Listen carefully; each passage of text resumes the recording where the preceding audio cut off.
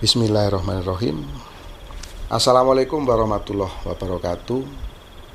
Rahayu, rahayu, rahayu kamul yaning jagat. Sahabat jelajah supranatural dimanapun Anda berada, syukur kita panjatkan kehadirat Allah Subhanahu wa Ta'ala yang telah memberikan kita nikmat yang sangat luar biasa, yaitu nikmat sehat. Dengan nikmat sehat inilah kita bisa melaksanakan segala aktivitas kita sesuai dengan profesi dan bidang kerja kita masing-masing. Kita harus senantiasa bersyukur atas nikmat yang diberikan Gusti Allah, yaitu nikmat sehat, teman-teman. Pada kesempatan kali ini saya menarik napas terus, teman-teman. Kita bicara tentang orang-orang yang membenci budaya yang ada di Nusantara. Saya sangat prihatin. Mayoritas yang membenci ini para pemuka agama, yang seharusnya mereka itu memberikan kesejukan kepada kita. Ternyata mereka membuat suasana ini semakin panas. Namun semakin mereka ganggu, semakin mereka ungkit, budaya Nusantara terus akan muncul, terus akan berkembang dan terus membesar, teman-teman. Saya sebagai pelaku pemerhati sejarah sangat prihatin dengan apa yang terjadi belakangan ini. Kalau kita bercermin kepada cerita mereka juga, bahwa Nabi itu selalu dihina dan lain-lain, hanya bisa bersabar. Lah ini, apa salahnya budaya Jawa? Apa salahnya makanan klepon? Apa salahnya sajen? Apa salahnya wayang? Dan apa juga salahnya ilmu santet? Mereka bawa-bawa di dalam ceramah mereka. Jelas itu bukan porsi mereka.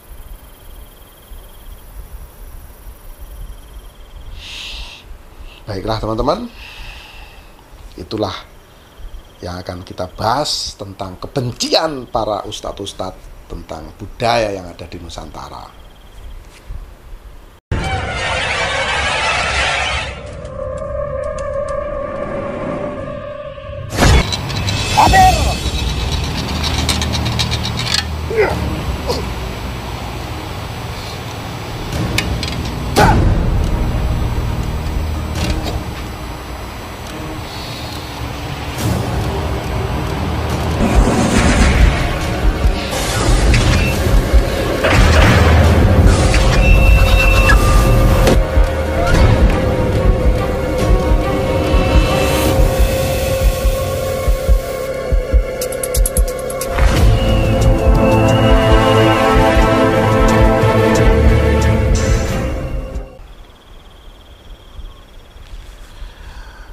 Terkadang kita sangat sulit untuk mengendalikan rasa amarah kita, rasa benci kita kepada sesuatu yang tidak kita sukai atau kita senangi.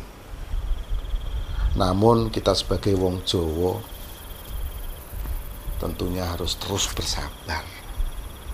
Seperti halnya belakangan ini saya sangat prihatin. Saya sangat prihatin, juga sangat lucu. Saya melihat tokoh-tokoh agama, padahal saya tadinya itu ya sangat kagum dengan kemampuan atau ilmu yang dimilikinya.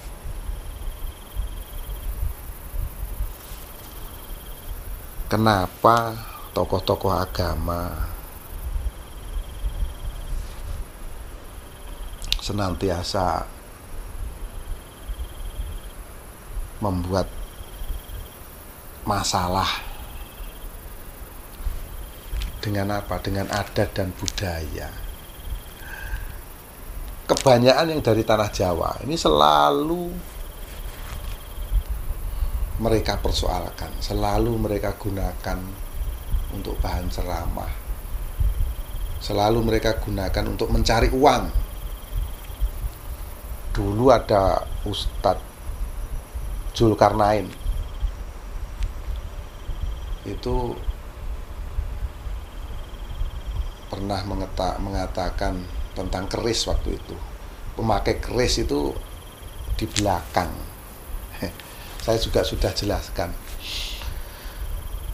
Memakai keris itu orang Jawa bukan hanya di belakang, tapi ada juga di depan. Kalau kita sowan ratu, ya, raja, itu kerisnya ditaruh di belakang, itu menunjukkan rasa hormat. Tapi kalau perang, kerisnya diletakkan di depan, seperti halnya Pangeran Diponegoro. Nah, itu kerisnya ditaruh di depan.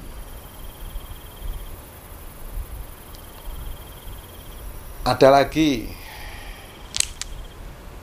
tentang makanan klepon. Ada lagi, belum lama juga sajen ditendang-tendang, katanya itu dimurka Allah. Sajen itu mengandung makna yang sangat dalam, sahabat. Kalau teman-teman ya belum paham, dipahami dulu.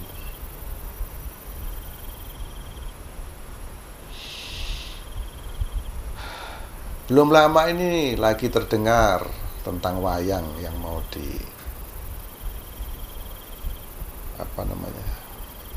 dihanguskan atau apa bahasanya, diharamkan. Jadi orang ini berkacanya dari mana? Terus kapan dia mulai jadi ustadz nih? Ini kapan? Sedangkan wayang itu ada sejak zaman dulu, zaman kerajaan. Bahkan Sunan Kalijogo pun menyebarkan agama dengan cara menggunakan wayang, gamelan-gamelan Jawa. Ada lagi ustadz yang mengatakan menantang santet. Yang aku bingung, ilmu santet itu salah apa? Kok diungkit-ungkit ya, dijadikan bahan untuk mereka cari uang. Kalau kita lihat, belakangan juga ada di pondok pesantren, kalau nggak salah di Jawa Barat itu, memperkosa santri. Nah ini kok para ustadz-ustadz kok nggak ada yang komentar. Jadi gini teman-teman, manusia itu pasti ada kekurangan dan kelebihannya masing-masing. Itu manusia. Yang saya herankan adalah masalah sajen, masalah wayang, masalah ilmu santet. Lah kok disalah-salahkan terus. Mereka itu cuma ilmu. Kalau tanpa ada pelakunya, wayang pun juga nggak bisa dimainkan. Sajen kalau nggak ada pelakunya, juga nggak ada sajennya. Terus kita ini bernegara ini, agamanya bukan Islam saja, beraneka macam agama. Ada 5 agama yang diakui oleh negara ini. Makanya kalau jadi wong Jawa, ya dadi wong Jawa. Ya ngangge yo Islam, nanging aja dadi wong Arab. Ya, lek dadi wong Hindu ora perlu dadi wong India. Ya tetep dadi wong Jawa. Buddha pun demikian dan seterusnya. Jadi memang belakangan ini khususnya kebudayaan yang ada di Indonesia, di Nusantara dan di Jawa pada umumnya ini terus mau dirusak, mau dihancurkan oleh orang. Siapa yang merusak? Ya orang-orang yang tidak mengerti, tidak sadar kalau orang itu memang dilahirkan di tanah, di negara Indonesia yang kaya dengan ragam budaya dan bahasa ini. begitu bencinya mereka kepada budaya yang ada di Nusantara ini. Mereka ketakutan tidak dapat duit, mungkin kalau tidak dengan cara merusak, mengkafir-kafirkan orang, mengharamkan adat budaya yang ada di Nusantara. Tapi teman-teman, yang perlu saya kasih tahu untuk sahabat, urusan amal ibadah ada di hati kita dengan Yang Maha Kuasa, dengan Gusti Allah Tuhan Yang Maha Esa. Tidak seorang pun bisa mengukur amal kita itu sebesar apa. Saat sekarang ini banyak orang yang pandai bicara tapi tidak mengerti dengan lelaku yang harus dilakukan.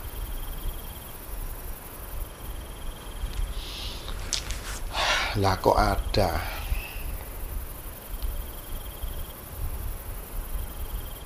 gelarnya ustadz, nantangin orang, nantangi ilmu santet, santetlah saya ini dan itu. Jadi lucu, dilihatnya itu lucu. Kalau kita melihat kiai-kiai zaman dulu, nggak ada seperti itu,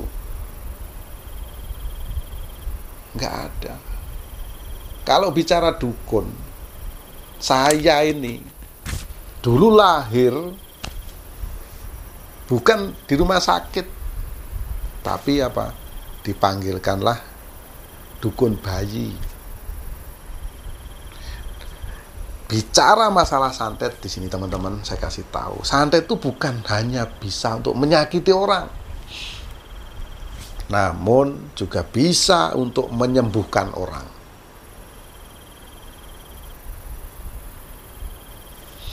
Energi yang dikirimkan oleh seorang praktisi untuk memikat orang, misalnya rumah tangganya ini kacau, dilakukanlah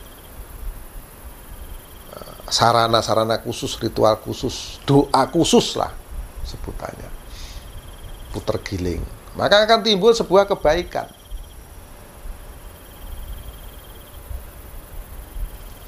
Jadi semua tergantung kepada diri kita.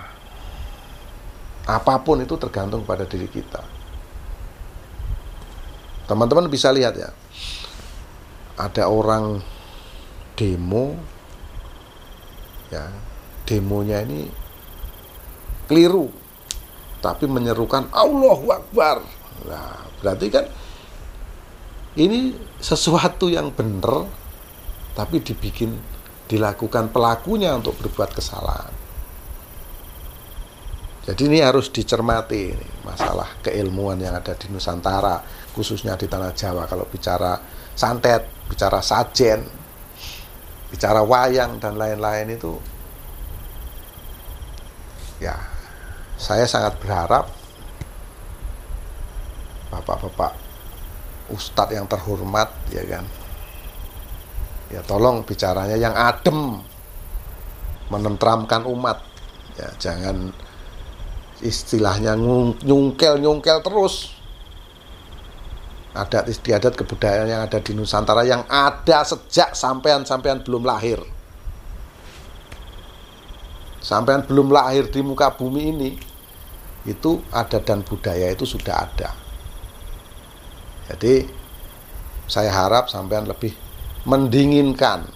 Silakan aja Anda berprofesi, pekerjaan Anda sebagai Pak Ustadz atau apa-apa, ya. Tapi ya itu, hargai orang lain. Jangan mentang-mentang profesi Anda sebagai Pak Ustadz, jadi Anda merasa orang yang mulia, ya, orang yang sangat dihormati, orang yang ahli surga. Kalau memang Anda ahli surga, ya cepat-cepat aja Anda berangkat ke surga duluan. Mumpung di sana masih sepi, ya kan, masih belum banyak yang ke sana, ya, monggo silahkan Anda berangkat. Jadi sebagai anak bangsa beraneka ragam budaya, saya sangat kecewa dengan Anda semua.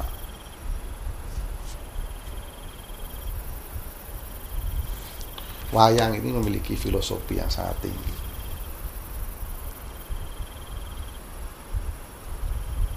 Kalau Anda tidak paham, sebaiknya Anda jangan menyentuh atau berbicara tentang yang namanya budaya yang ada di Nusantara.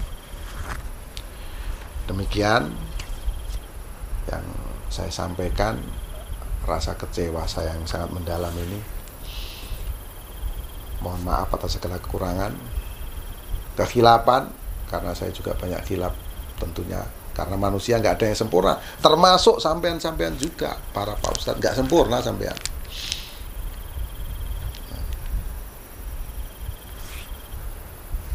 Akhirul salam, wabillahi taufiq wal hidayah. Wassalamualaikum warahmatullahi wabarakatuh.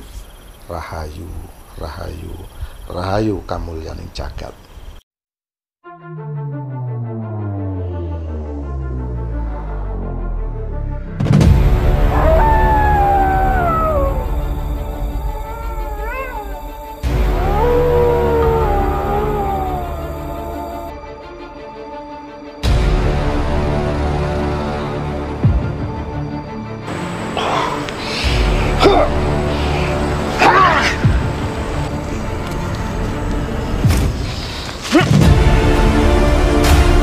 A'udzu birabbinas, malik minas ilahi nas musyari waswasil khanas, alladzi waswisu fi sudurin nas minal jin.